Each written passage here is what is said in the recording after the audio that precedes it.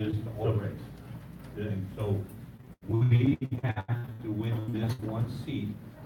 Now, you know, I know all these things, but we have the complete Republican Party behind us. We have all the major clubs, including the new majority, the league, all those people behind us. But we need you to get behind it. We need you guys to volunteer your time. We need you guys to make phone calls. We need you to make the lawn signs up.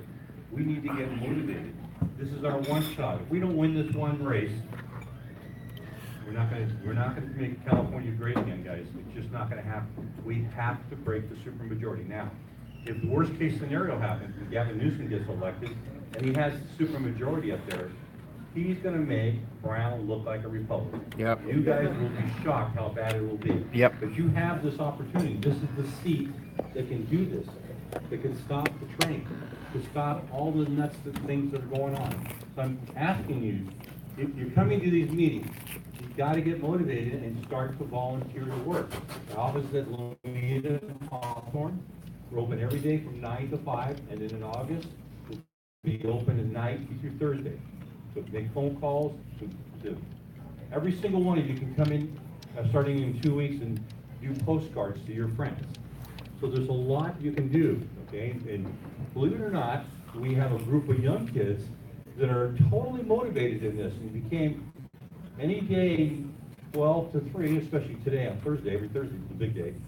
They're there. We've got conservatives, so there's a bright thing going on with these younger kids. We all think that all the bad things are happening in schools. These kids would shock you. If you came in and listened to them, you'd be shocked. And what we're doing is a Republican university for these kids. So every Thursday at 3 o'clock, we have high-powered Republicans speaking to them. We've had, well, one, David Hadley, for example. We had people from University of Pepperdine, USC, major conservative schools, by the way. Pepperdine is the #1 conservative school in the nation. They've all spoken. Today we had Andy Garitani. I don't know if many of you know him, but he's the executive director for the new majority. Anyway, these kids, if you met them, you would be shocked. And we give you hope that things are going to get better. Now, I only have 5 minutes, so I have to finish up. Next Tuesday night, you can come to the Doubletree Hotel for a fundraiser, and you can meet Vince Fong, who's an assemblyman, that's going to try to explain to you how important this is to get motivated behind this. Now, the fundraiser is $250 a person, but I know this sounds like a lot of money, but I need to raise $2 million. Okay, so I know it's a lot of money for a lot of people, but if you really want to make a change in California, guys, you're going to have to step up. You're going to have to think about this and make a commitment, because we need everybody to do this. Now, the primary, we didn't spend much money, and we are about a little six points behind, but that's a good sign, because we made it 5 points without spending money. We're 11-point difference between the Democrats and Republicans in this district. So without spending money, we made up 5 points, so we have the targets that we have to hit, and with your help, we can do that. And then your help could be walking your own precinct where you live, putting up lawn signs where you live.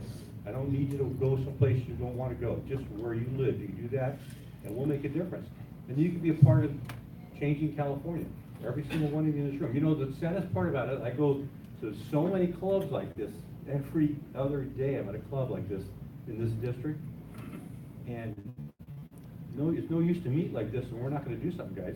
There's no use to come to the Sizzler at 7 o'clock on a Thursday night unless we get motivated. We got to make a change. We can't continue to be the minority in California. You realize that within 5 years, the undecided registration in California would be bigger than both the Republican and Democratic Party put together.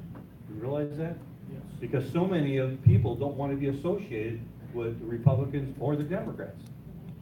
We need to get those people back in the fold, and you guys need to help. So next Tuesday, Doubletree, 6 p.m. It's in the penthouse upstairs up the elevator. You can just come and pay at the door. I'd love to see some of you there, half of you there. And I hope that in November, all of you will come to a celebration that we're going to change California. Be our new, instead of the blue wave, it's going to be the red wave. Yes. Yeah. I'm totally on board for that. I'm totally on board for that. Let it rain. All right, Tracy? Tracy's gonna mention about the supervisor. Is that the Wall Street Journal? stormwater tax. Local. Oh, the stupid sewer tax, right?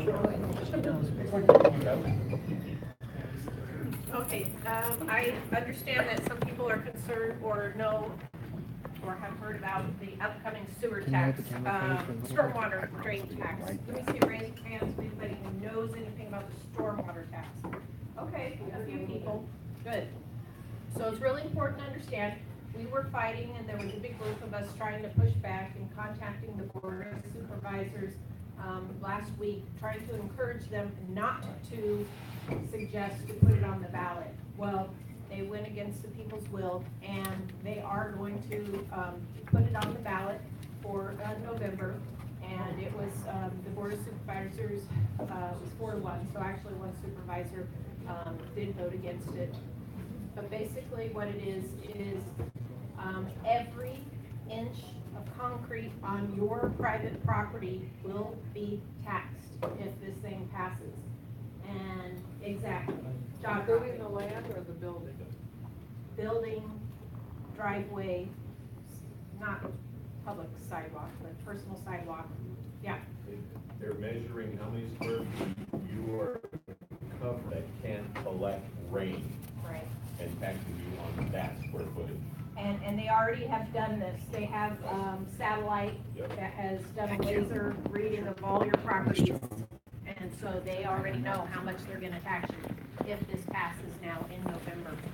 So one of these things that's really important is if you go and follow Susan Shelley on either Twitter or Facebook or the Daily Breeze, there's also another one. She is following this very closely. She's giving suggestions on how to push back, fight back, and help this to not get passed. Number one thing to understand is what they are doing is the city is spending over $11 million of our taxpayer money for educational purposes on this measure. So they are educating you on the benefits of this with your taxpayer top dollars. Guess what? That's illegal.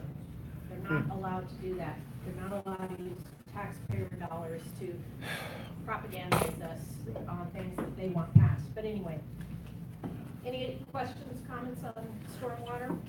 Yeah. Now, I heard there's it involves also how many square feet you have of concrete in your backyard? Yes. Every inch of your land that is not water permeable, you will be taxed on your land. Can I, what's the, now we know that, we know the real rationale, but what's the rationale they're giving to the public for this? I'm sorry, the rationale is unfortunately, and you know, it seems logical, but you really have to understand the behind the scenes going on. But really what it is stormwater in rain, what rain, right? No, rain comes down and pushes things to the storm drains. And then where do the storm drains drain to? Ocean. The ocean. And so their whole big thing is we need to do more inland as it's, and Hermosa Beach, they're planning on doing a multi-million-dollar infiltration system right on the greenbelt. And so this is what they need to do. They need to spend a lot of money doing these infiltration projects that, guess who's gonna go? I mean, it's great to bring work and so forth, but to make things up with unrealistic ideals, that's not the right way to go. Isn't that what's going on in Torrance with the clean streets thing? Isn't that the same thing? I don't know, I don't know Sorry to interrupt, I'm just saying. thing, but it's the same concept, yeah. Yeah. So they find a reason that to come up with a problem because they want a solution that's, number one, gonna increase your taxes, and number two, it's gonna lessen, these are your private property rights. These are, you know, things that they're taxing you for that they should not be taxing you for, in my opinion. Anyway, follow Susan Shelley.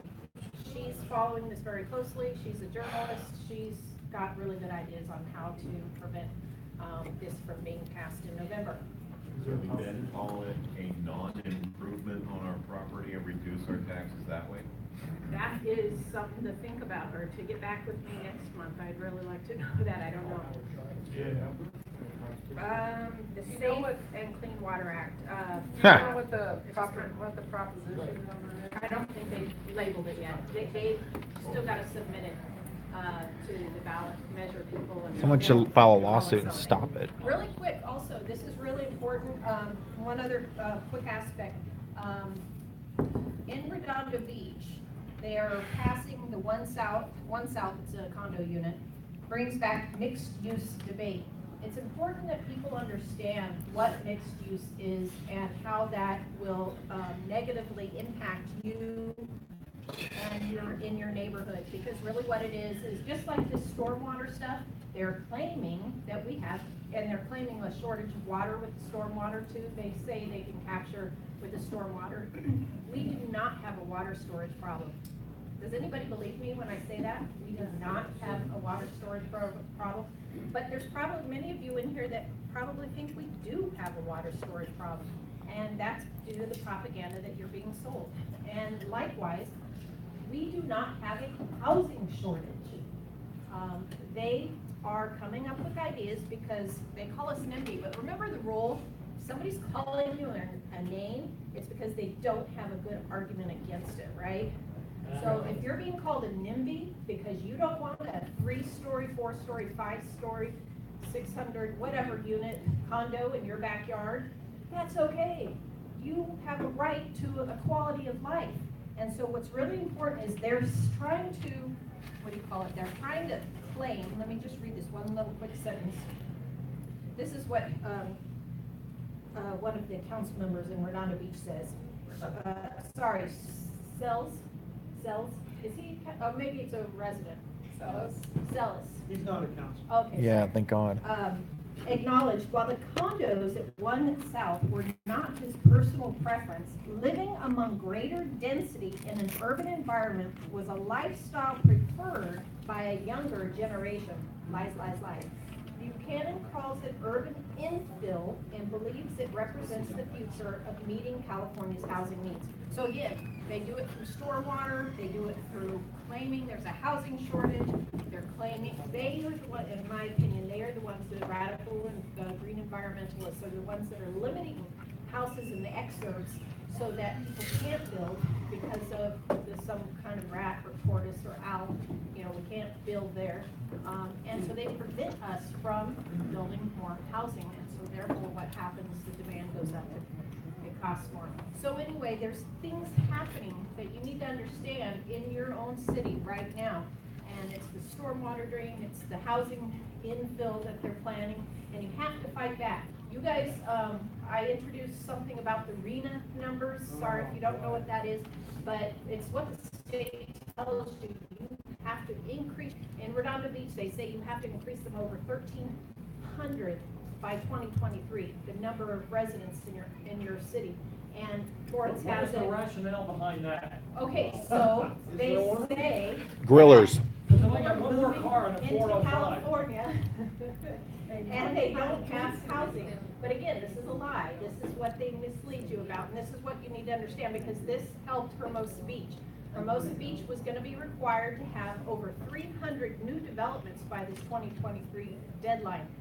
Myself and other people that I know, we learned in Hollywood that a judge said, no, California state RENA numbers are fatally flawed. They're wrong. They're just not accurate. But they're still presenting them to Torrance, to Redondo Beach, to Hermosa Beach. But in Hermosa Beach, we fought back. So now, do you know what the number for our RENA number is for what we have to build infill by 2023? One. So we won. That's a win. That's a win, right? Do you understand why it's a win? And we can tell you that Redondo's winning too, because we threw with those guys that came to our city council meeting, and our city council and the mayor threw them out, basically. You're out of here. Let them know that So- we're not buying it. Good. Push back on this stuff. So anyway, thank you. You mean very even much. Bill Brand? It's possible. Even Bill Brand. They can win, Even and Bill Bill Wow, he's starting to get a brain, it seems, little by little. Tiny portion. Something's happened to him. He rejected the CCA. Sorry. Secretarial. Sorry, Don't hurt me. With your badges. Don't hurt me. On the back, it shows a date, a month. That is when your Oh. dues are due. And then if you also have a paper clip on yours, that means you're due now. So if you can pay as soon as possible. Anything else on that? That's just all I wanted to share with you on that. Thank you. Thank you. All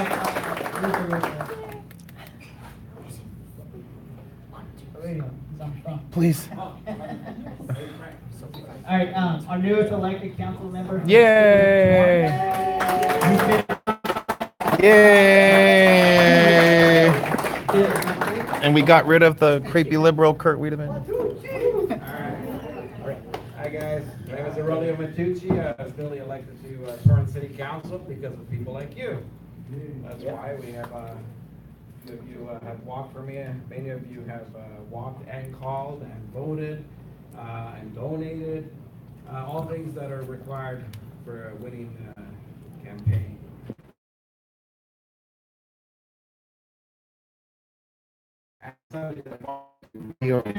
California. You guys hear me back there? Mike. Yeah, so last week somebody walked up to me and they were really angry. She said, you know what you are? You're a God-loving, flag-hugging, America first, freedom of this and freedom of that, protect your country first, build the wall kind of guy. And I said, thank you. Plain and simple, you know, we can't be embarrassed, you know, or ashamed of being who we are. Yes. Right? And a lot of times, you know, I think it was Frank Scotto mentioned that the fastest growing party is the no party preference. And there's a reason behind that, because most people, especially conservatives in California, are ashamed or threatened. So there's some people that I've heard have lost their jobs because of their political affiliation or inclination. So what we've been seeing is, on both sides, by the way, you know, I think a lot of Democrats are tired of their left-wing liberal stuff, so they're going, you know what, I may not be a Republican, but I'm sure as heck not a Democrat, and I'm okay with that. I'm okay with that. I respect that. Walk away. But I have seen a lot of great conservatives turn to no party preference. Okay, now, unfortunately, we're in a state that we don't get to vote in the primary, so that's one of the biggest mistakes that we do. We don't get to support if you're not registered Republican. Now, to be beaten this horse to death. You know, we already know all this stuff. Well, it's because we have to remind ourselves that it's not just about our club, it's the influence that you have on others that counts. See, like this gentleman right here, I'm sure has, how many, 5,000 Facebook friends? At least. You know, our network is much larger than we might personally think. Like, I might have 5,000 Facebook friends, and you might have 5,000 Facebook friends, but it's not just about Facebook. It's about how many neighbors you talk to, you know, people in your church. You know, and, you know, there used to be a time, I don't know what happened, but in 2016 I saw a difference in people. People actually started coming out of their shell. They started talking about politics, and, you know, I think that to actually Trump. Now, some of us, yeah, I think That deserves an applause. Yeah! Nuestro presidente. But one thing that I saw is that people are coming out of their shell. They're not as, you know, reluctant to say, I'm we don't need that. We don't need that. It's okay. Absolutely, that's why I joined tonight. Yay! All right. Yeah, Peter, all right. Mr. President. I do feel that we, as conservatives, Republicans, whatever you call yourself, for, I don't know, as far back as I can remember, I did. I was one of those guys that said, are you okay with that? Now I just say I'm a Republican. It's okay. You know, if you know the beauty of this country is that we can have differences of opinions. I don't look at Democrats or left-wing liberals as the enemy. Okay, now we sometimes feel like they're an enemy of the American way, and They that sure I are. agree with. But they're not our enemy. Okay? We have plenty of other enemies around the world. That's true. But I just don't think Democrats or left-wing liberals are the enemies. I think they're in many ways misinformed. They may not know history. How did America get where we are today? They're literally misinformed. Now, differences of opinions, we all have that. You know, even within the Republican Party, trust me. I've seen a lot of divisiveness in the Republican Party itself because we have a lot of great individuals that are gosh, I don't know, driven. And we're not the herd mentality, right? So that will create a bunch of little leaders. But we're all part of the same team. Always remember that, you know, I think Claude, you know, I always try to emphasize this with Claude, TLRA president. We got our president here, past president there, for the BCR. Now, what do we have in common? Is ideology, right? Yes. We're really part of the same ideology. Now, for a long time, we said, well, Keep my why do money. we have all these different sectors, all these different clubs, and we're so divided. It's not being divided. In my opinion, having more clubs means having more nets in the ocean to fish. Okay, that means you know, BCR can come out and recruit a few people. Action Republicans, TLRA, whatever other clubs there might be. Maybe even little networking clubs that are maybe more conservative. You know, that's what we need to really win elections, and also encourage people to run. I gotta tell you, when I ran, is my time up, by the way? Almost? Questions? I'm sorry. So I'll just briefly say this. When I ran the first time, I didn't feel the love. You know why? Because I didn't bring the love here. You know, it's a give and take. You know, in 2014, when I first ran, I joined the club because, you know, hey, you know, I'm a lifelong Republican. I wanted to be part of this. But if I don't bring the love to the cause, how can I expect anybody to give love back? Okay? It's a two-way street. So what I'm saying here tonight is that we have to love the cause. Forget about the individual that's running or who might not run. Republican running. You know, what for? You know, it's a state run by Democrats anyway, so why do we even run? Well, we could say that about Torrance. Torrance is predominantly Democrat. No. Believe it or not. No. Okay, so what? So no Republican will ever win? Wrong. 2 of the 3 council members that won are Republicans, and we were not shy to say it. So, you have any questions? Good. I can sing also. Questions? Nothing? You ready to go? All right. Congratulations. Congratulations. Yeah, we voted support. Good to have you. Yeah, we voted support. Thank you, Rick. All right, the next candidate where we're gonna come up, he's going for the State Board of Equalization. You guys know what that is? What did they do? He's gonna explain. I thought you won for sure. Rick Marshall. Our district is. Thank you, Peter. It's good to be here. A minute, let me set my own timer so I know when to shut up. Okay. My name is Rick Marshall. I'm running for State Board of Equalization, 3rd District. Most of you don't know what that office is. You don't know where the 3rd District is. And I want to tell you tonight, the good news is I know the answer to both questions. Well, that's good. The first question, what is the State Board of Equalization? Well, the State Board of Equalization is a constitutional office. It's a state office. The State Board is made up of 5 people. There are 4 districts. California is divided into equal populated districts. You know, there's about 40 million people in California. And so we put about 10 million people in each district. And as Los Angeles County always is, the very heavyweight, our district, it doesn't even have the entire county of Los Angeles in it. It does have all of the county of Ventura in it. Good. And it has Chino Hills and San Bernardino. And if you live on the other side of the Santa Monica Mountains, you're in the 1st district. And the 1st district is about 60% of the land area of the state. And then there's the 2nd district, which takes in Silicon Valley and San Francisco and Marin County and all those. And then the 4th district is Orange County, The rest of San Bernardino County and everything else. That's the districts. The State Board of Equalization, as I said, is a constitutional office. It was created by amendment in 1879. And we used to have all kinds of power. When I ran 4 years ago, we collected sales tax, $60 billion annually in the sales tax. Then, the guy I ran against, so totally was corrupt and spent money he shouldn't have spent and was directing people to go places that they should have been auditing, but they were doing parking lot duty. And the Democrats were so embarrassed that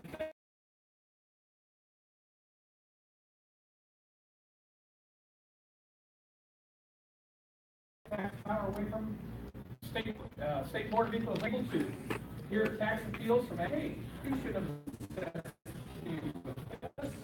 And they can get it heard in front of a 5-member board, and they think many of our quasi-judicial commissions here in the city courts. He took that away.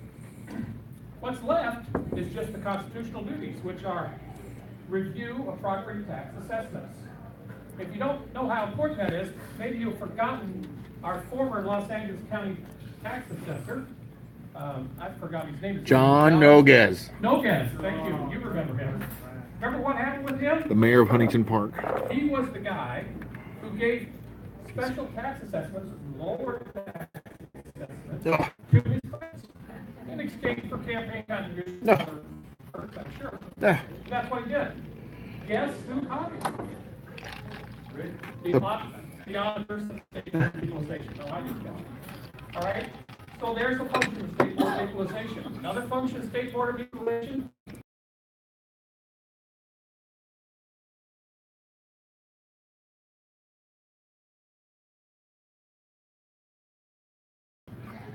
And this is all applies constitutionally.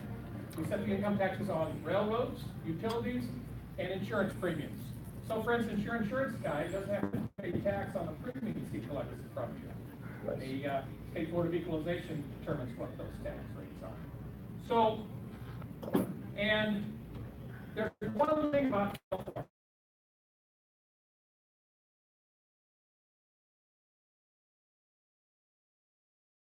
And I'm here to tell you, one of the things I want to do is reduce taxes.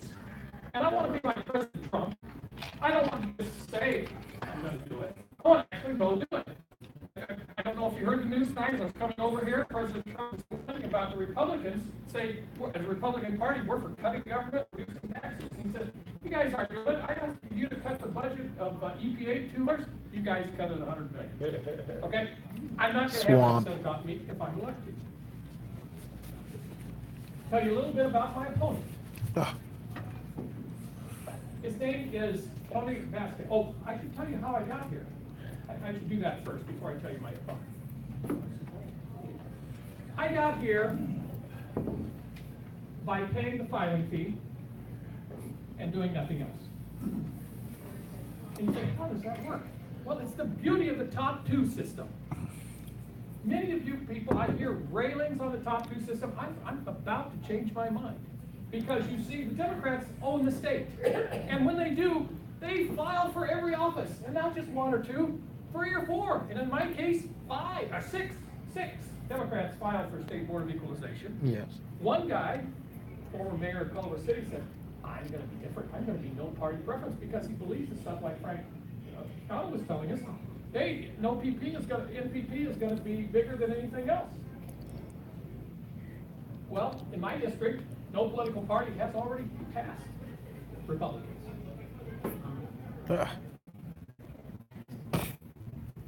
But I didn't take rocket science for me to understand. All I had to do was register and say my party preference was Republican.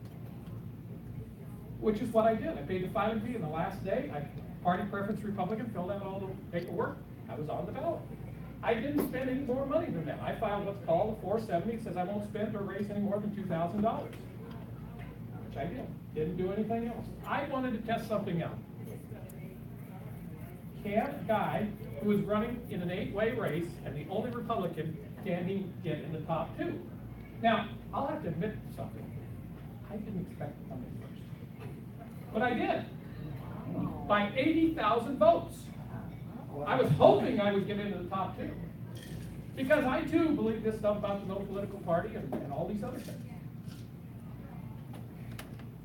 So the person who came in second is the current mayor.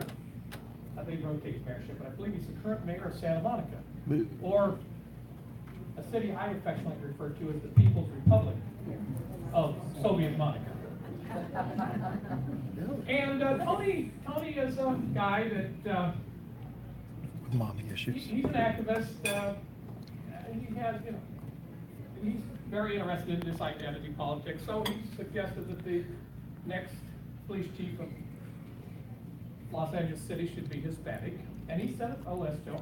Evidently, I don't guess Eric Garcetti isn't worried about his Hispanic vote because he didn't appoint one. Tony has been on the Santa Monica City Council for probably 20 years.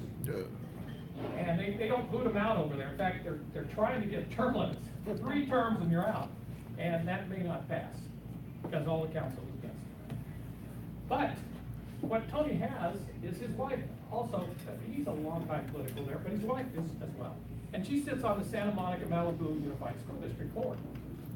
And where it really gets interesting is that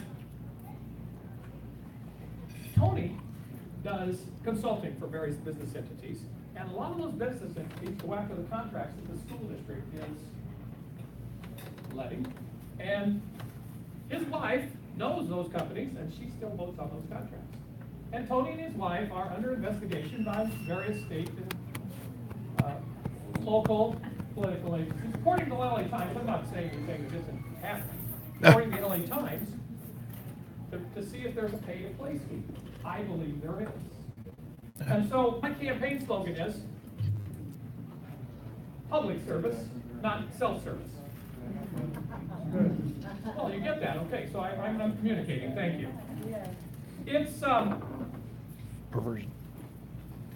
The problem in California is that we're ruled by Democrats.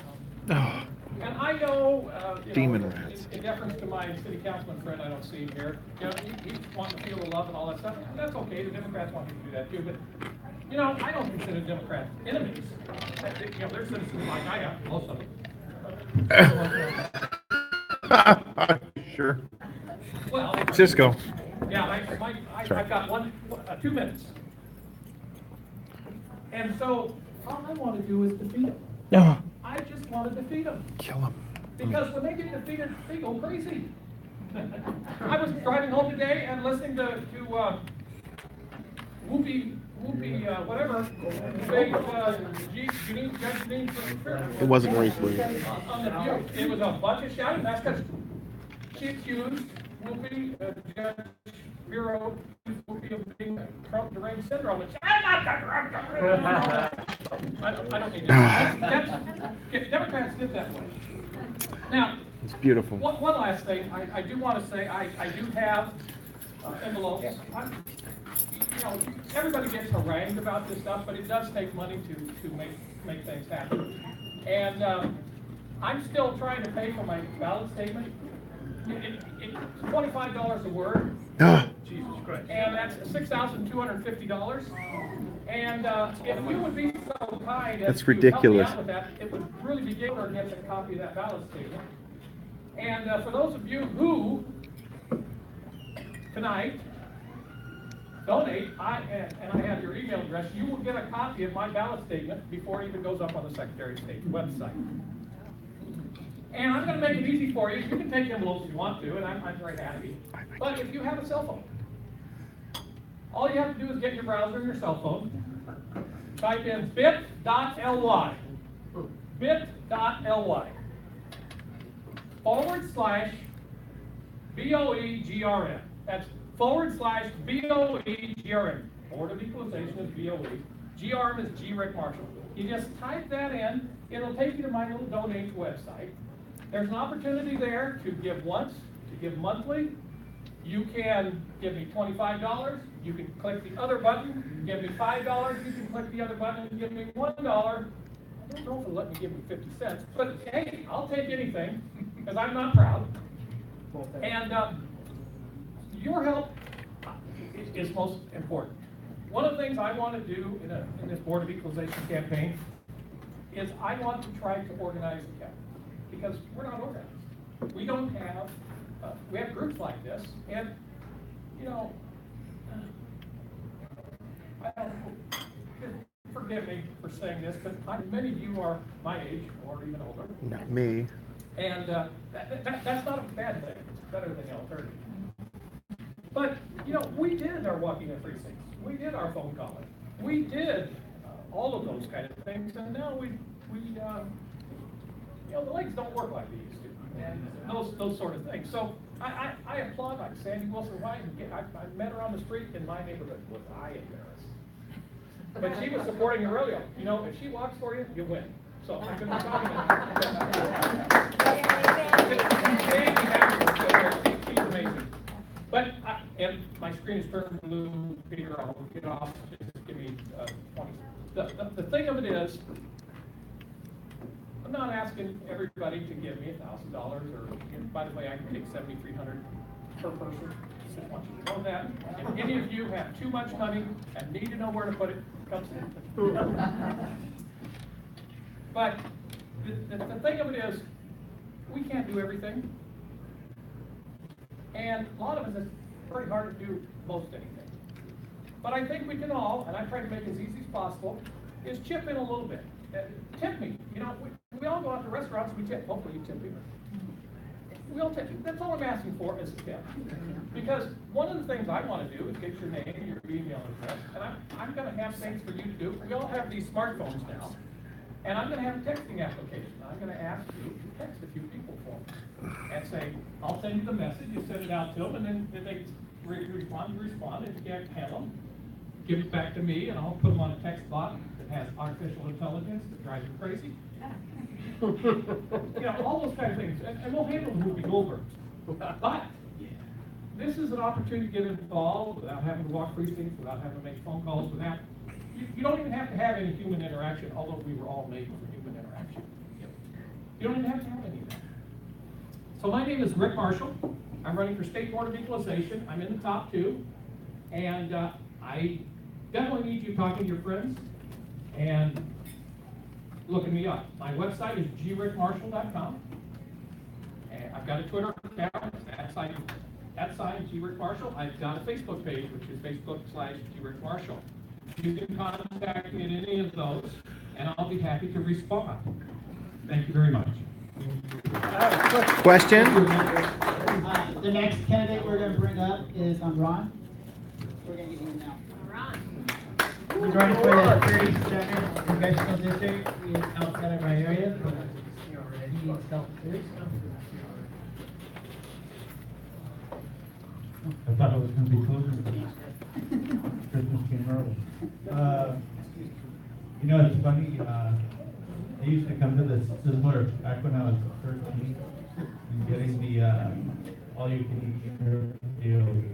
And, this place hasn't changed a bit. It's kind of nice to see. It's bringing back some bad memories. I'm a private citizen. I decided to run for Congress. I lived up in Culver City.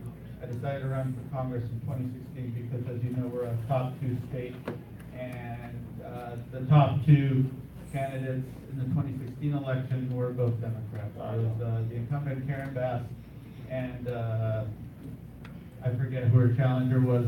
Top Republican couldn't even make it. I am deep behind enemy lines. I've got Adam Schiff to the north of me, I've got Ted Lieu to the west of me, and I've got Maxine Waters to the south. The crazy black lady. The crazy black lady. Right in the middle of it all is Karen Bass, who I don't know if she's not well known, but she's very well connected. She used to be Assembly Speaker in the state of California, a real party woman, says all the party lines. And she feels so safe in her district that she doesn't even feel the need to campaign. The local Democratic club that I got to know in a very bad way in the past few months. They're out trying to collect volunteers to go phone banking in other districts. So but we have a plan. You know, she's drifted so far to the left on so many, you know, written the impeachment articles against Donald Trump. She was one of the signers last year. She's trying to explain illegal immigration and why it's a good thing to her constituents, a lot of which are black, and which, by the way, there was a government report that came out just a few years ago that shows how harmful illegal immigration is to blue-collar workers, a lot of whom live in my district. Black communities. There's real opportunity there. There's an opportunity there for a Republican to come in with just a common sense platform. I felt like I should run off of 3 very basic issues, like immigration should stay legal, support police and military, or public safety. Policing is a good thing. Policing laws are a good thing. This is what is country now. To say laws and police are a good thing makes you like alt-right or something. Yeah. Like the things I took for granted here when I was a kid, I can't take for granted anymore. And then finally, American values are worth standing up for. Individual liberty. You make what you keep what you make. The government isn't going to come and take it all away from you. And you know, I figured with that kind of a common sense campaign, we can really sort of ambush her and be this real sort of dark horse candidate that can come in to win. And it's further strengthened by the fact that right now, everybody seems to be on vacation. All the Congress people, they're taking a break. They figure they got nothing to do till September. But we're busting our ass in my district. Got my campaign manager, Bertrand. Got Jessica back there who's going to help us out. And we've got a whole team of young, hungry people ready to make some bold moves and make some bold gestures. We have our message all put out. It's getting ready to go up live. I mean, we have the old message on my site, ronfor37.org. Just basic common sense issues and not letting the Democrats define who we are. When I came in during when the local Republican club. You guys familiar with the 54th Assembly District Committee? People like Brett Osterberg, Marcus Tiggs, Richard Marcus. We're kind of like this motley crew behind enemy lines. They're really great people. If you guys want to come to one of our meetings, it's the second Tuesday of every month. Drop me a line on my contact form, ronfor37.org, or just talk to me after the meeting. We'd love to have you come and pay us a visit.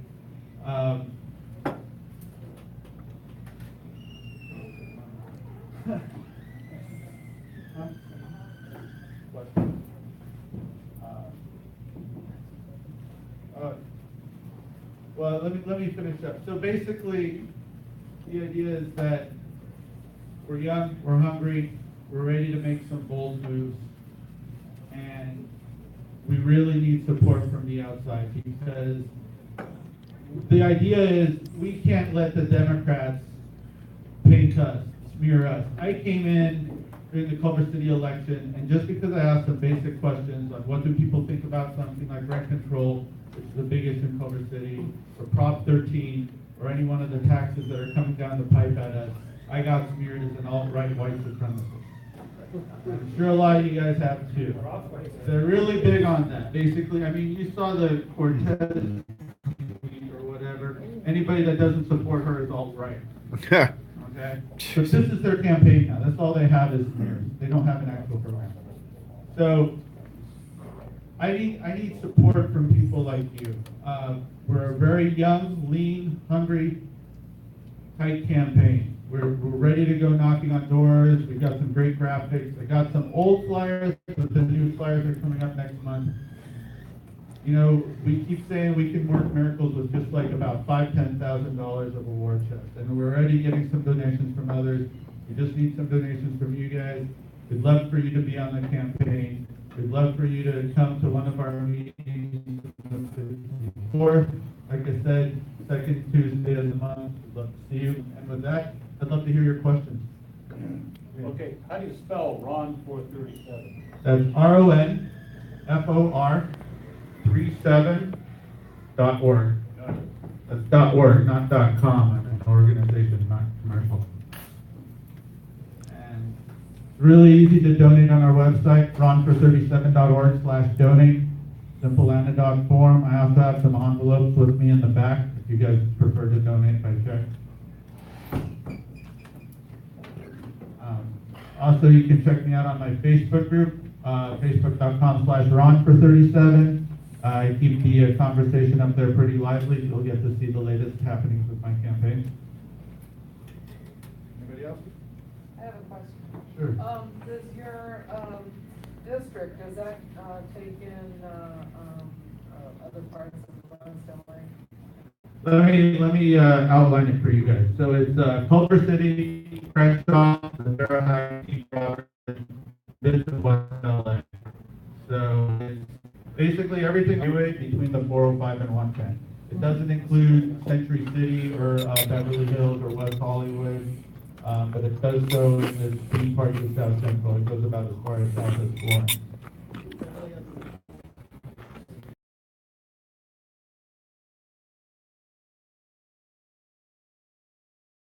Anyone else? Thanks for letting me speak to you guys. Thank you. Everyone go and want to get ready, just to remind you guys, next Thursday night, Scotto and Dr. Ken White are having an event at Manhattan Bagel. If you want more, you can talk to them. What's happening on the 30th? Something's happening on the 30th, right? And Monday the 30th is the Yes on 6. That is the gas tax repeal. Be here, that's here at 11:30 is order lunch, and then the meeting starts at 12 to 1. Awesome. And there's flyers around too. And that is the gas tax repeal. And we'll bring that to Joe. Thank you, Peter. Good evening, everybody. How's everybody doing tonight? You're in the place where of the Joh Birch around for 60 years now. We're celebrating our 60th anniversary this year. We're across the nation to preserve and uphold our freedoms and liberties in this country and defending our Constitution. A couple of things. You're going to want to take notes on what I'm going to talk about tonight. There will be some things that'll come up on the screen, some of these slides. If you're sitting in the back, you may not be able to see them. There's plenty of empty seats up here toward the front. I invite you to come up here. It'll be much easier for you to view some of the slides that way. I was thinking just briefly about Ron's comment about being surrounded down here, surrounded by other Democrats to have other districts. Well, for the Second Amendment people in the room, that's a good thing, because what happens when you're surrounded by your enemy? Documentary Enemies Within. Okay, just maybe about a quarter of the people in the room. Okay. This is a documentary by this guy here, Loudon, the man from New Zealand. He's been touring the country for the past 2 or 3 years or so, raising awareness on his book that he wrote called Enemies Within. They made a professionally well-made documentary, Enemies Within, and this is not touching on our enemies in different parts of the world. We're not talking about China, North Korea, Russia, whatever it is. He is referring to the enemies that we have in and around our own government in this country, domestically. All right, so I'm going to just play, if I can play it real quick here, a trailer to his movie so that you're a little bit familiar with what I'm talking about.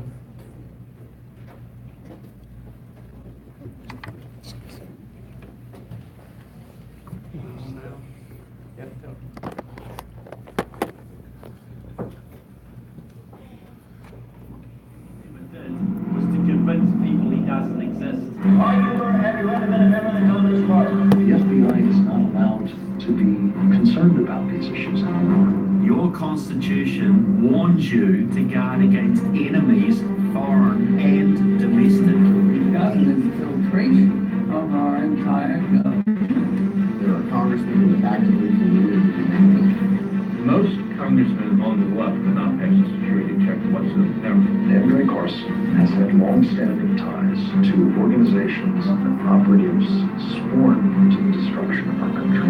This is our last stand. Back when I was a young communist, I was potentially one of the most dangerous people on the planet. Anybody who calls for comprehensive immigration reform, in my judgment, is trying to get the MVP award for ISIS and Al-Qaeda. It was the communists who created the radical Islam. These are the stories that the enemies in your government and in the mainstream media do not want you to hear. Could Hillary Clinton pass an FBI security chief? She's in a position where she can be blackmailed for her behavior, and then there's nothing that she won't do to get what she wants. As a sworn law enforcement officer, Hillary Clinton is a domestic threat. These are the enemies within. But I don't want to depress you people with any of that. Am I a little bit late? Sorry about that. So that's an amazing documentary that was made within a couple of years ago, actually. And it is so hard-hitting. It's a full-length documentary. And what we started doing with the Joh Birch Society is we have an extensive online catalog with hundreds of pieces of information and booklets and reprints and DVDs and everything else. So what we started doing is we started selling Enemies Within in our online catalog, and we assign that much value to it, and I only have about 5 copies of it here tonight, and they're only $10 tonight. So if you want one, come up afterwards and get one. So we also took one step further and added Trevor Loudon to our Speakers Bureau. So now, as chapter or member across the headquarters and ask Trevor Loudon to come to their town to do a speaking engagement, all right? So what I've been doing is showing that documentary. I showed it up here at the Toyota Museum before they left. But I'm willing to show it again down here in this area to get 50 or 60 people in a room to see it. Then I come in and do this presentation afterwards that you're about to see right now.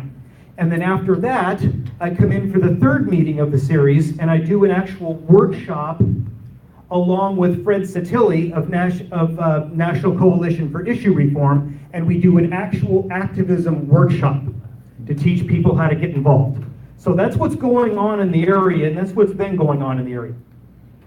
So leading off the presentation here, I wanted to drive this point home real quick. A lot of people in the room can't see the print here on this little booklet. This is the little booklet right here. That's the picture of the cover. And the cover says, California Dynasty of Communism. And you probably can't see that picture real well. This guy right here on the left with the glasses, you know who Pat Brown is? Yeah. Jerry Brown's father. Okay, this is how far back this goes. I want to read you this short little paragraph here from the preface of this little booklet that I found. To all communists in the United States, California is the pilot area. The Golden State has been chosen to be the model Soviet state. It is for this reason that communist subversives in California are officially dedicated to drive forward to a, quote, strong left-wing centralized hierarchy that must and will control the individual and the family from birth to death.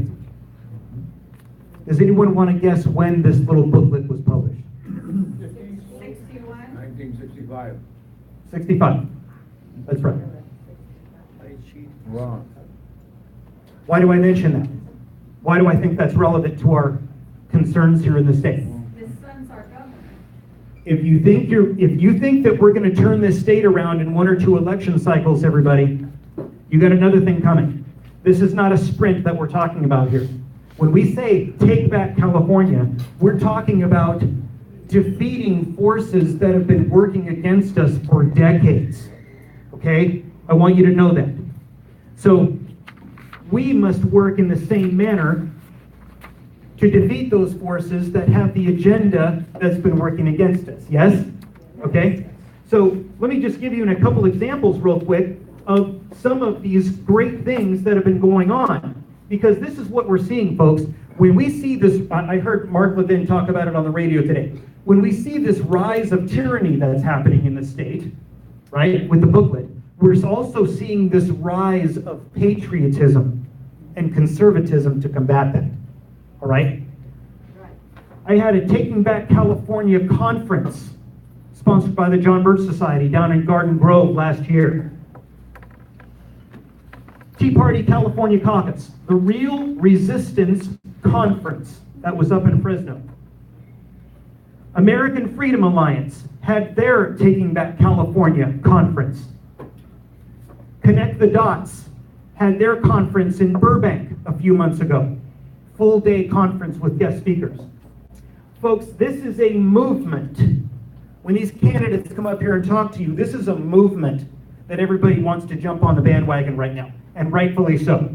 It's what's going to happen to take back our state. Keep those things in mind, please. Now, of course, we can talk all day and all night about Jerry Brown being the problem that he is, all right? Radical left wing, for those of you who don't like the new gas tax hike, okay, you're a freeloader, according to Jerry Brown, we know that. He's also taken it upon himself, I'm sorry if I'm blocking the screen there.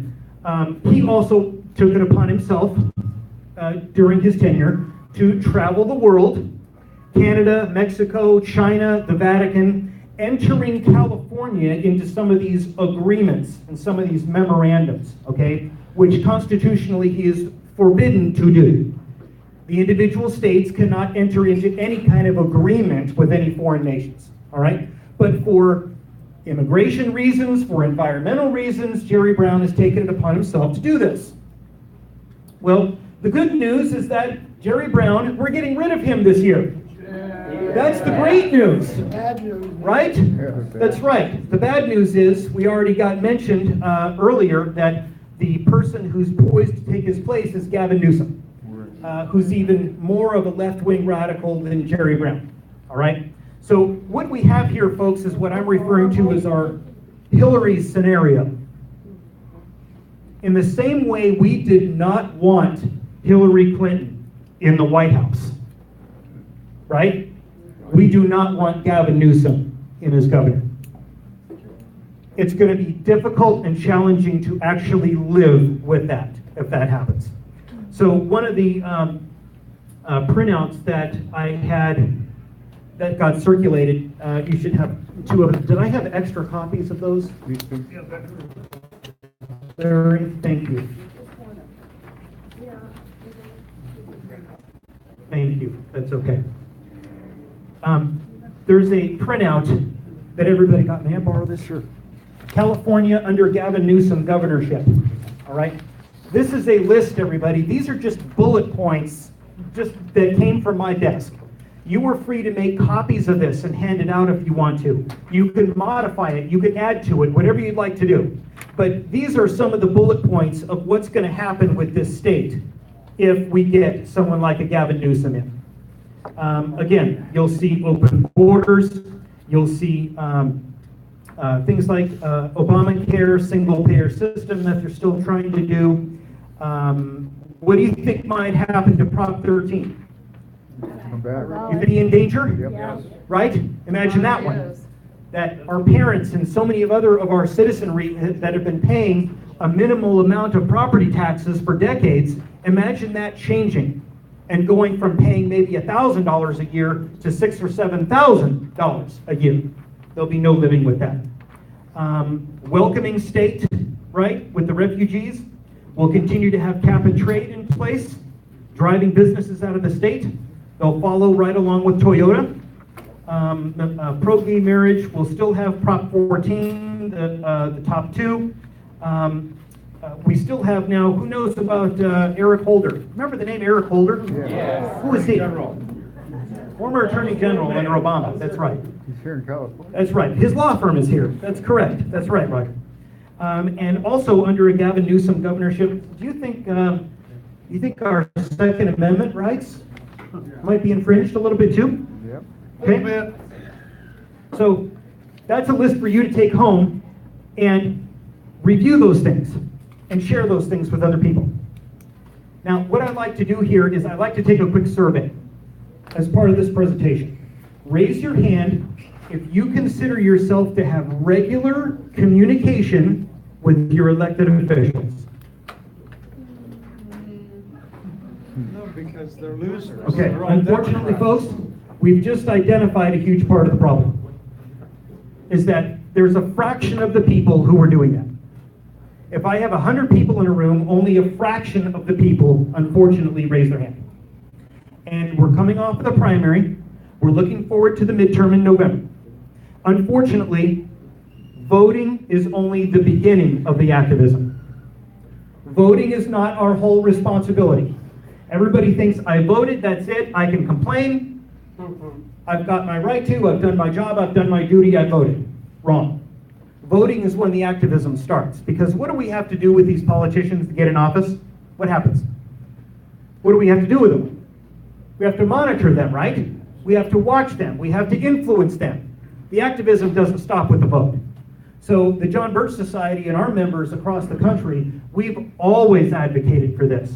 We have to have more and more people being added who influence our elected officials once they get in office. Local, state, or federal, doesn't matter. To make sure that they're voting for good bills and they're voting against bad bills. Has to happen. Has to be improved.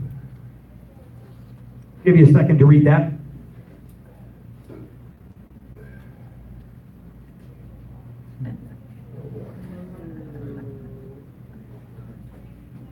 Read it out loud. You don't want to get involved? That's what you get.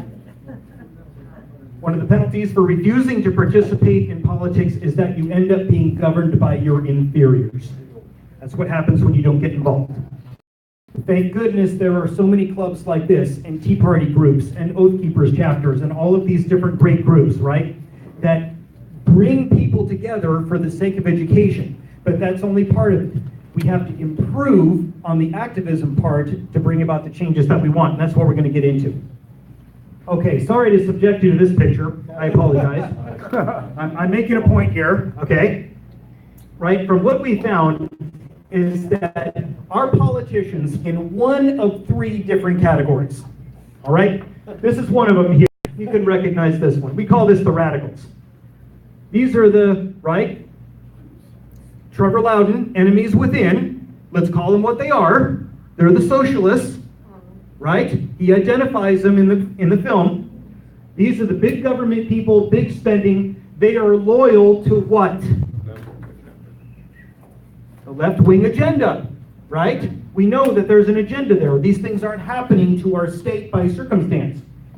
They're loyal to the agenda and they are not likely to be swayed, right? I don't think we're going to talk to Dianne Feinstein and ask her to turn over a new leaf. Okay? I don't see it happen. Well, there's another group that's off to the right. We call this one the statesmen. These are the conservatives, the constitutionalists. They are loyal to what? The Constitution and their oath of office. That's right. And they're not going to compromise those values either, are they? Well, we've had people in Congress like that. The Dr. Ron Pauls, the Thomas Masseys, Justin Amish, the Ted Cruz types. These are the people who score well on our Freedom Index. If you're familiar with the New American Magazine, this is our product at the Joh Birch Society. And twice a year, we come out with our Freedom Index. And this is our scorecard for Congress. So you can have this as a resource. You can also find it on the website, the newamerican.com website. And you can see that Congress is scored in here. So the closer they get to 100%, that means they're voting more in line with the Constitution than not. Okay? Dr. Ron Paul was just an example of somebody that would always score 100% on the Freedom Index. And that is a great feather in your cap to be able to have. So it's also a great thing to be able to share with other people. That's a nonpartisan tool. You can pass these Freedom Indexes around, 100 at a time, whatever, 50 at a time, and talk to people just how constitutionally their congressman or congresswoman is voting. Well, the other group that I'm trying to refer to here is called the opportunists. This is everybody else. It can be assemblymen, state senators, congressmen, whatever. They vote however the wind is blowing, right? They're loyal to what? The seat, the position that they have. Their biggest concern is getting reelected to the best job they've ever had. Do you think those people are hearing from the left? Oh, yeah. You better believe they are. That's what this big movement is all about. These marches and these women's marches and everything. They have huge signs at these rallies and protests. Call your congressman. They know what's going on. They know to influence Congress and their representatives and their politicians. If we're not doing that, they think that their viewpoint on the left reflects their constituents. So that's the way they're going to vote. If they hear from us just as much or even more on an issue, guess what?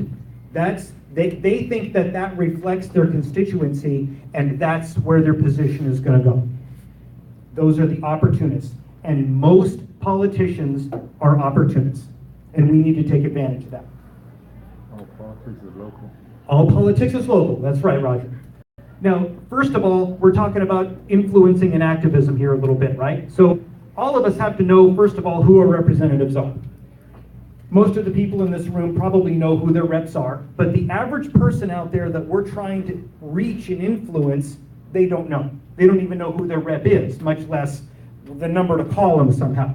So at the click of a mouse or everybody's smartphone, it's very easy these days, of course, to find out who your representative is, right? Well, it turns out calling is a huge impact on these politicians. They want to hear from you. You call in and ask that politician to have a position on a certain issue, and if you get a bunch of your friends or fellow Republican Club members to do it as well, it carries a lot of weight. But a lot of people don't take the time to call. In Washington, you can call the Washington office, and they'll have a local office here too. Call both of them. Give them some sort of feedback on some sort of issue or bill. Emailing is big too. In the workshop that I have, and maybe I'll be able to come back here and actually do the workshop, there's a function on our website for the Joh Birch Society to be able to send many emails to several different representatives just with a couple clicks of the mouse. All right, it's very, very easy to do. Writing, we used to get together for years, Joh Birch Society members, write formal letters, do postcards at these different chapter meetings, things like this. If you're not influencing your elected officials, who is? It's very simple. Visiting the offices also. Raise your hand if you've actually gone into a representative's office and submitted some sort of material. 1, 2, 3, 4, 5, 6, maybe half a dozen, okay? Going into the actual office, and is a great way to do that last bullet point right there, is establishing a relationship with the people in that office. Yes, even if it's a Democrat representative, going in there and establishing a relationship with that staff member or the director of the office, that person that has the politician's ear every day. Because everybody, do our politicians know everything about the issues? No. No, they absolutely do not. So by taking something from the JBS catalog or another source, taking something in there, an article from the New American, a DVD, a booklet, whatever it is. So you're not going in and talking to the representative and saying, this is the position I want you to have on the issue, but here's why. So you're giving them reason, you're giving them substance behind how you want them to have that position. If you're in the back, you may not be able to see this as well, but in the same way that Rick Marshall was up here talking about being a Board of Equalization rep, I have that on there toward the bottom. We have several, each one of us has all these different that we should be influencing on a regular basis. If we just take a few minutes out of our time every week, or even every other week to do it, we can influence Trump right now. The hotline or email. We can influence, how about Attorney General Jeff Sessions? You think you could communicate with him? Every one of us has a federal congressman. 2 federal senators, the governor, state assemblyman, state senator, county supervisor, the mayor of your city. We've got several seats that have council members, right? Influence them on a city level. Tracy was doing a great job talking about city level issues to raise awareness about. What about school boards? What about influencing a school board to make sure that to do something about all these crazy books that have found their way into these districts that these kids are being subject to? We can also influence our sheriff or chief of police. These are everybody kind of defaults to just thinking about maybe a congressman to communicate with, but there's a lot of other people to be able to influence. I just wanted to touch on a couple more issues on a state level right here in California, right? We've got things, how about that second one right there especially? Anybody familiar with SB 54? Right? Sanctuary state law? You better believe it. We've been having, this is what I'm talking about. We're seeing this rise of patriotism to combat what's going on in the state. Raise your hand if you have actually attended one of these city council meetings. One of these heated, really? Okay, just a few. All right. If you get a chance, go. Because now the illegal immigration issue has reached all the way down to the local level. So now, do you know that there is upwards of 45 or 46 cities in the state that have actually taken some sort of vote to opt out of the new law? And there's something like 12 or 13 counties that have done the same. 14 now. 14. Awesome, Arthur. This is because of activism happening on the local level that says, we're done, Jerry Brown. We've had it. We've had it. We're not dealing with it anymore. We're not taking it anymore. And the same thing is happening with, of course, SB 1, the gas tax. Everybody has, I saw some sheets, right? Vote yes on 6, repeal the gas tax. People, this is the momentum that I'm talking about in this state. When people have written off California and they move to Texas, why they've moved to Texas, I don't know. They must like tornadoes and hot weather and monsoons. But this is the momentum that's happening between Trump getting in, between John Cox ending up going to November, what's happening with repeal the gas tax, and the sanctuary state issue. Everybody, guess what? I'm optimistic about what's going to happen in November. I am absolutely excited about it because I see the momentum that's happening here.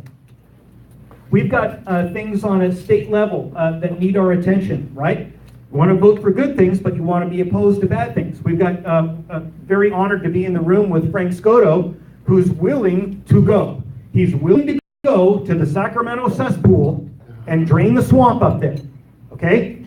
So he's going to fight things like SB 562, the single-payer healthcare system.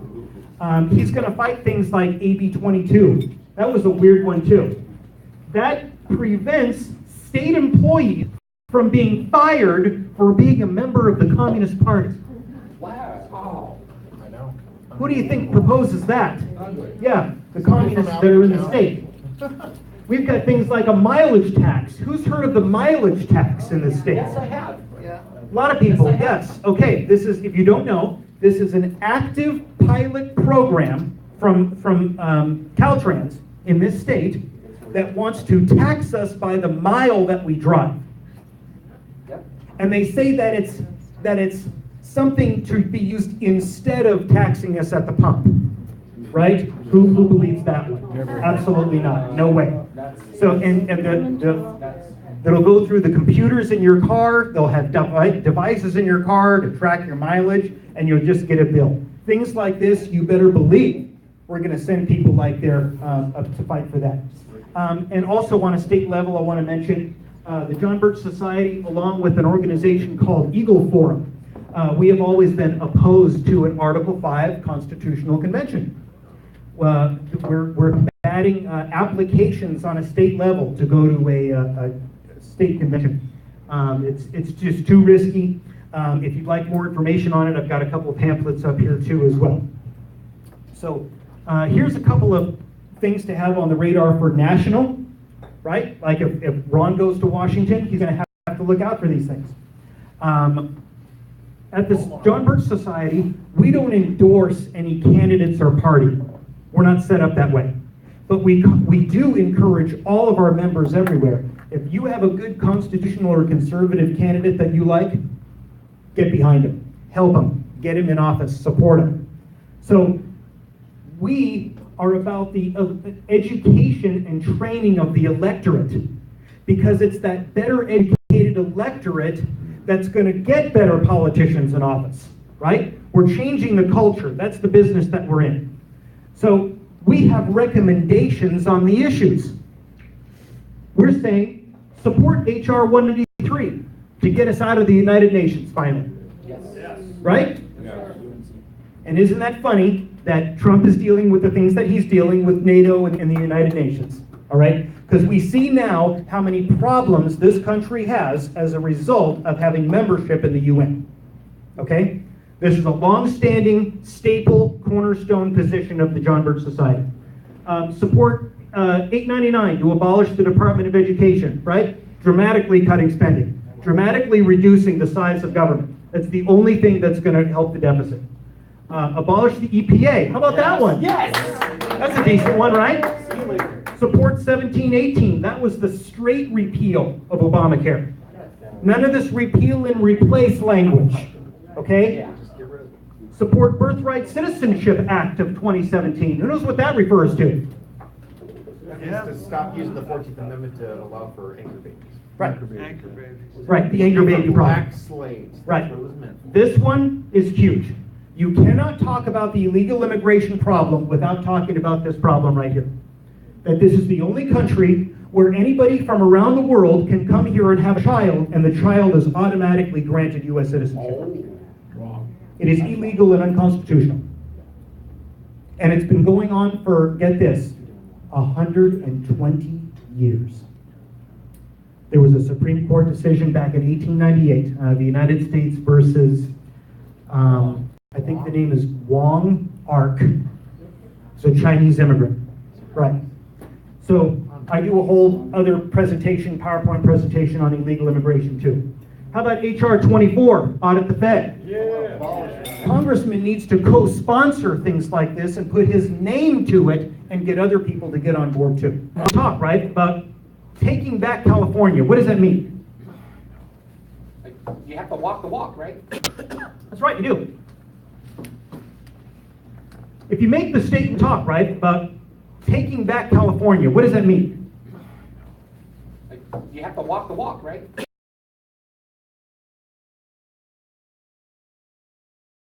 Again, let's say this year in November, we accomplished the miracle of getting John Cox in as our next governor.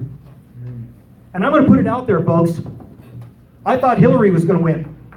A lot of people did, right? We got a miracle. We not only dodged a bullet, we dodged an atom bomb, okay? I believe in the miracle we can get John Cox in there. And also, what if by another miracle, we end up maybe getting 10 seats in Sacramento that flip to Republicans?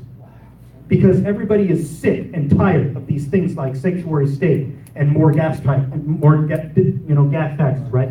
So if we accomplish that, does that mean we've turned the state red?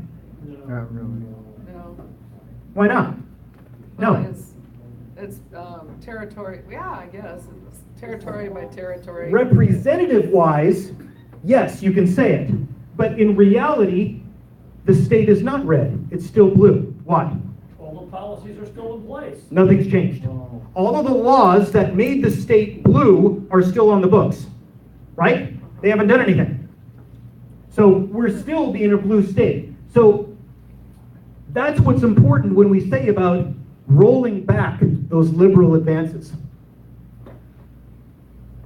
That's part of the solution. That's part of the things that we have to hear from a Frank Scotto when he goes. A lot of us, the voter, we ask our candidates, what's the first thing that you're going to do when you get to Sacramento? Right? It's an acceptable question. Sure. Well, we need to be in the mindset now of asking, what's the first thing that you're going to repeal when you get to Sacramento? And one of them is right there on the table. that one we get to vote on, the gas tax. But this is the new language that we're talking about, folks, is rolling back and really making the state red again. This is the new language, everybody, we're talking about is nullification. All candidates have to have this language as part of their campaign platforms. And we have to pressure our existing conservative and Republican representatives to introduce repeal bills in the same way that Trump did. The other handout now, we don't have a lot of time, so I'll have you read that when you get home. But the other handout is, it's the one that says list of ways to make California red again. Those are bullet points of what needs to happen in order to change the state. Reduction of taxes, have to be more business friendly. We have to repeal AB 32, right? The cap and trade, this carbon credit auctions. Repealing things like amnesties, right? Yep. Motor Voter Act, DREAM Act, driver's licenses for illegals, SB 54, repealing SB 177, the mandatory vaccinations, that was huge. Prop 14, the top two, that has to be repealed. And of course, Second Amendment laws that have passed under Jerry Brown. There were several, take your pick, okay? Infringements upon our Second Amendment rights. In the same way Trump ran to repeal things, didn't he? You remember that, right? During the campaign? He was going to repeal what? Obamacare, Common Core. He even touched on, him and Mike Pence touched on the Johnson Amendment. Did they do something about with the churches? It's not completely repealed yet, but it's on a different path. That threatened the pastors and the churches, so they thought if they started talking politically to their people, that they were somehow going to throw up a red flag and they were going to lose their tax exempt status, okay? So we have to take a stance on these issues, and we can no longer compromise our principles on them, okay? Roll back and repeal. Well, we're getting close to the end here, folks. I want to ask you a question. Does activism really work? Yeah. Yes. You better believe it does. One of the biggest examples of education and activism working in recent decision by Trump, who knows what the TPP is? Trans-Pacific Partnership, right, and then there was the TTIP, right, between us and the European Union. This Trans-Pacific Partnership, who knows how many pages Obamacare was? 2,000. Remember? It was 2,000 something. Yeah. And it was accompanied by like 37,000 pages of regulations. Okay? You know how many pages the TPP was? 40,000? No. Pages. 40,000? No. But it was 5,400 pages of a bill, of an agreement, a trade agreement. And these things, folks, this is not about trade that we're talking about. We have a whole campaign with the JBS about things like this. The TPP and other agreements like it is about integrating our economy with those of the other 12 Pacific Rim regions and countries. After the economic integration happens, the political integration happens. This is what these sequence of trade organizations does. Our sovereignty goes out the window as a country. So this was also about the Paris Summit Agreement. What did Trump do with that? Didn't go, right? Didn't do it. You know why? What? Loss of sovereignty. That's what happens. But Trump pulled out of these things. He was discouraged from this. Why? Because the JBS brought it to the light. It brought the issue to the light through many of our avenues of education and instruction. The citizens were alerted to the danger. Literally, JBS had an action campaign. It filtered down through the management, through the leadership, through the chapters and members all throughout the country, and the members everywhere influenced everybody else, all the other groups. And it made something like the TPP go all the way up to the presidential debates on TV. And you know that even Hillary and Bernie flip-flopped on the issue. They were for it, and they turned out against it because of the pressure that we put on and the citizenry, and they knew that these NAFTA type of agreements are all job killers. They don't create jobs here, they send jobs abroad. Robert Welch, a founder of the Joh Birch Society, put it this way. He said, all we must find and build and use to win is sufficient understanding. Let's create that understanding and build that resistance with everything mortal men can put into the effort while there's still time. And isn't that how we feel in this state right now? Everybody, I want to touch on this very quickly before we break. This is another great form of activism here, because what we're about is where the rubber meets the road here is you have to do something with the activism, right? And the knowledge that you have. So a great way to illustrate where the rubber meets the road here is this organization called the National Coalition of Issue Reform, NCIR. The communications director is Fred Tilly. We actually have Fred in the room with us tonight. Very honored to be able to have him here too. And if anybody here wants to drain the swamp, anybody? Yes. Raise your hand if you want to drain the swamp in Sacramento or Washington. Absolutely. You're in the right place, and this organization is a swamp draining machine. It has membership, it has a movement, it has a tool. The tool that it uses are these awesome mailers that organization produces. With the representative's name on it, this is an actual, real flyer in a real action campaign right now. Democrat Assemblywoman Jackie Irwin. She's up there in Thousand Oaks, close to where I am, in Camarillo. This card that thousands of people in her district have already received point out that she voted for the gas tax and she voted for SB 54. So NCIR is not endorsing a candidate. It's saying, listen, if you feel based on these voting records that Jackie Irwin no longer represents you, vote for somebody else. So this is a huge tool to be able to use that are going to rob votes from that Democrat incumbent and give it to the Republican who's running. Yeah. There's never been an organization and a tool like this before. Fred, would you like to say one thing? Just one quick thing. I just want to announce that 2 days ago, we started our 5th campaign, Adra Nazarian.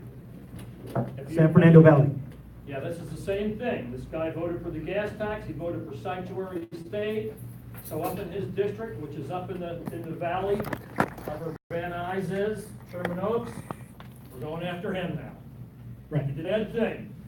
So this is, as I said, very proud that this is our 5th campaign, along with Brad Sherman, Maxine Waters. Joe mentioned Jackie Irwin, right? And we have Ted Lieu, right, which is here. Right. So thank you, Joe. All right. Welcome. Thank you, Fred, for everything that you do. Can we give Fred a round of applause for what he's doing with NCIR? NCIR has membership, everybody, and I have some applications for that up here. I also have applications for the Joh Birch Society.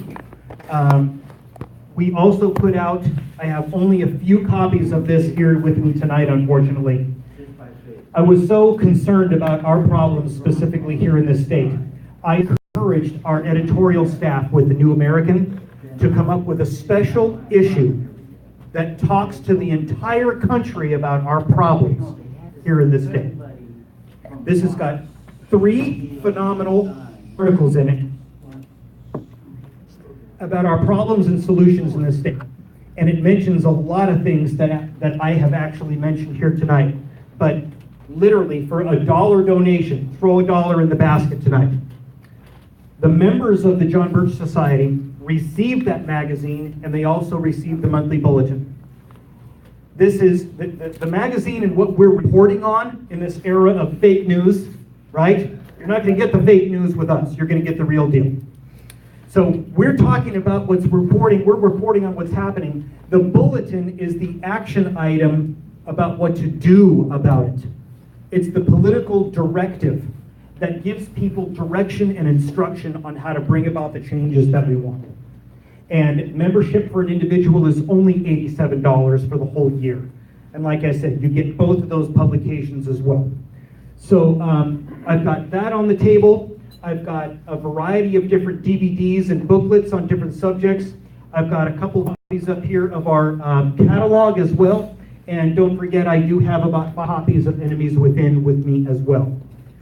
In wrapping up, everybody, I wanted to be able to have solutions in this presentation. Enemies Within and other lectures will talk about the problems that we're facing.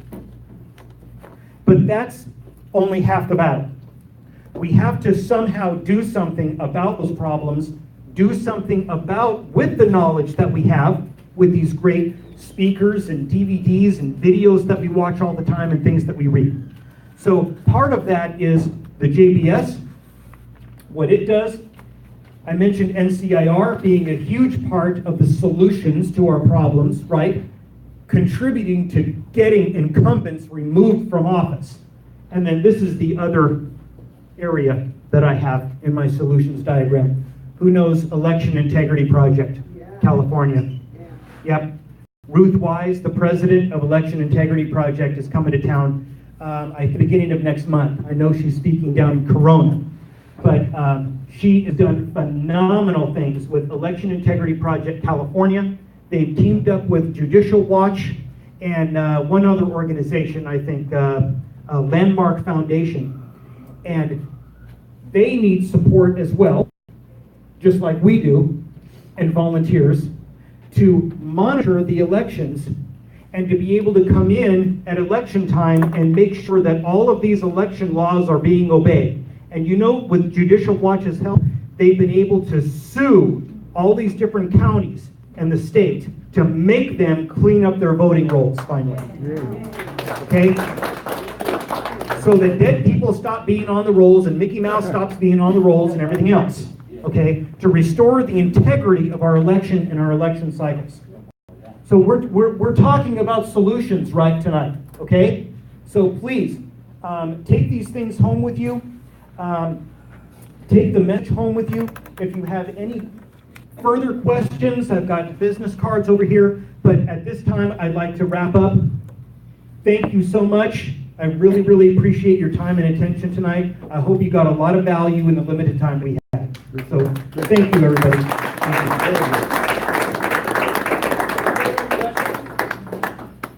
Questions? I think we have time for maybe 1 or 2 questions if there's any. Yeah.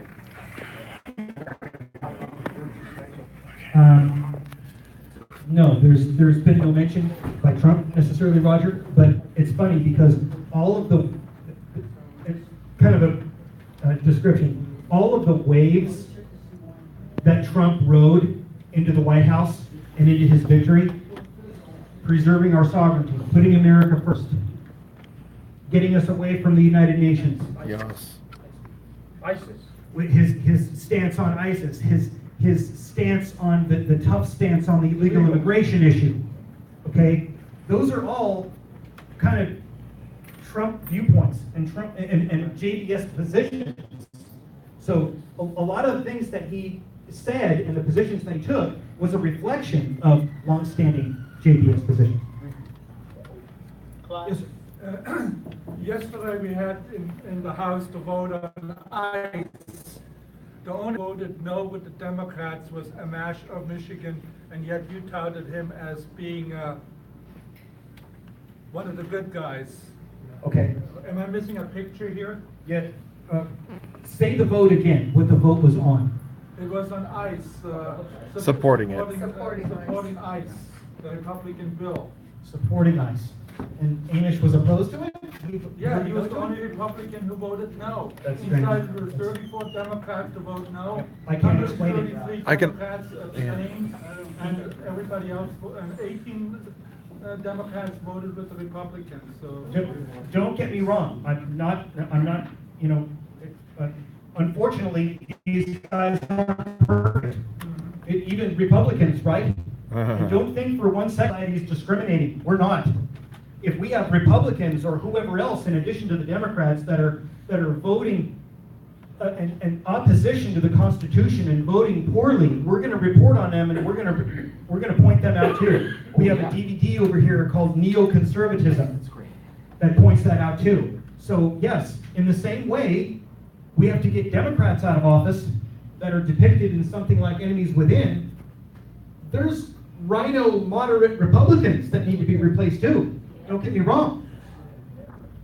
To be in favor of somebody, somebody like Paul Ryan, to be in favor of these amnesty bills. Oh. Yeah, it's horrible. It's dangerous. He's Speaker of the House.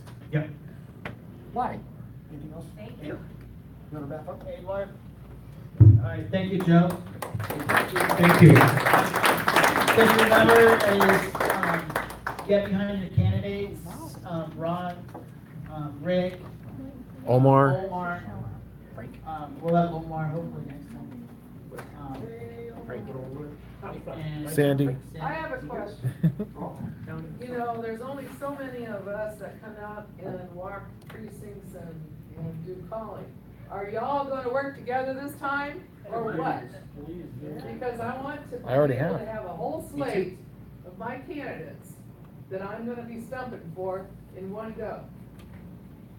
Well, I'll assure you, there's no more infighting at this point. All the infighters are gone. But I want all of you, yeah, you know, if I work out of Frank Scotto's office or whoever's office, I want to be stumping for all of you. If I'm gonna make phone calls, I want to be stumping for all of you on the phone. Is that gonna happen, or are y'all gonna do it on your own separate thing and divide us? Well, I know that the statewide candidates have a slate already. I'm a Republican, no division. No, what I mean is. For starters. Is we gotta be efficient with our volunteer time. Yeah. Sure. We gotta be efficient. We can't just be running our own thing. All right. I mean, now that we're going into you're not running against other Republicans, right? Or else there's bad. I'm here to build the GOP where I'm at. No division. That used to be the function of the county Republican Party. What's that? I say what you're talking about used to be the function of the county Republican Party. I know.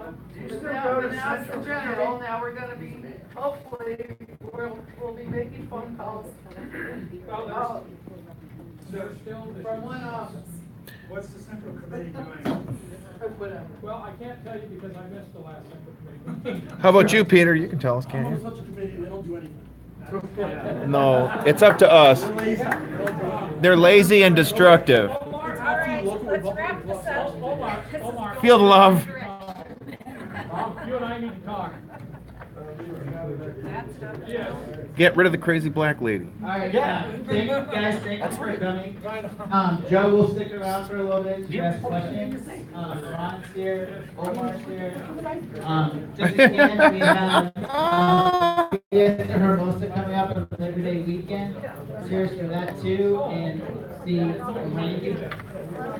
Sign up for that. All right, for everybody, just enjoy. The most important thing was the speech, so I hope you enjoyed it. Talk later.